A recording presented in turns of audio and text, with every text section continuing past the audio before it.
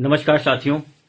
अभी हाल ही में उत्तर प्रदेश के मेरठ में सोनू कश्यप नाम के एक युवक को जिंदा जलाकर मार दिया जाता है और भारतीय जनता पार्टी, आरएसएस और जितने भी इस देश में हिंदू संगठन हैं, उनमें से किसी भी नेता व कार्यकर्ता के मुंह से संवेदना का एक शब्द तक नहीं निकलता, कोई दुख तक प्रकट नहीं करता है। और उत्तर प्रदेश सरकार में संजय निषाद, जो निषाद समाज से आते हैं, मंत्री हैं, जब वो उस गांव में पीड़ित परिवार से मिलने जाते हैं तो उत्तर प्रदेश की पुलिस उनको जाने नहीं देती, उनको रोक लेती है। ये हैसियत है संजय निषाद की भारतीय जनता पार्टी में कि उनको पीड़ित परिवार से मिलने तक नहीं दिया गया और सरकार में मंत्री हैं। ये स्थिति है भारतीय जनता पार्टी में ओबीसी समाज के, पिछड़े समाज के नेताओं की कि वो अपने समाज की आवाज तक नहीं उठा सकते।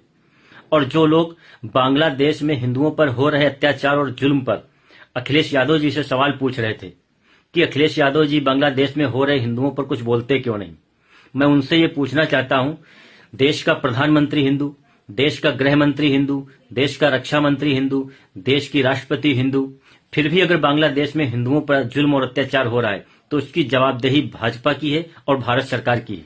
अगर आपको अभी भी लगता है कि अखिलेश यादव जी को बोलना चाहिए, अखिलेश यादव जी का हस्तक्षेप जरूरी है, तो आप इस्तीफा दे दीजिए और अखिलेश यादव जी को देश की बागडोर दे दीजिए।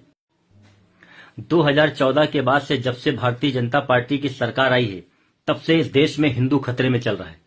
उसके पहले हिंदू सुरक्षित था। यह कैसी हिंदुओं की सरकार है कि हिंदुओं की सरकार में हिंदू खतरे में है? जिस सरकार में देश का हिंदू खतरे में है, वो सरकार विदेशों में हिंदुओं को कैसे सुरक्षा दे सकती?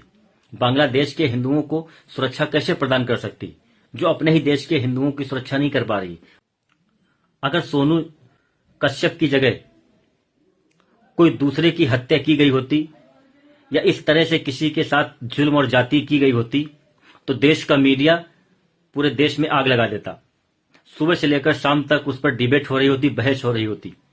लेकिन सोनू कश्यप एक पिछड़ी जाति का है, एक पीडीए समाज का हिस्सा है, इसलिए किसी ने आवाज नहीं उठाई।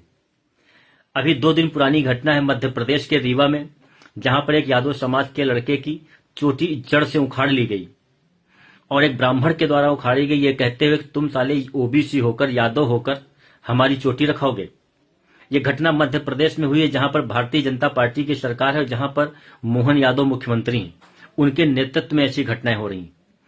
क्या ये कश्यप समाज का व्यक्ति, यादव समाज का व्यक्ति, चौरसिया समाज का व्यक्ति, राठौर समाज का व्यक्ति, नाई समाज का व्यक्ति, क्या ये सारे लोग जो ओबीसी के अंतर्गत आते हैं, जो भी ओबीसी के लोग हैं, क्या भारतीय जनता पार्टी और आरएसएस के लोग इनको हिंदू नहीं मानते?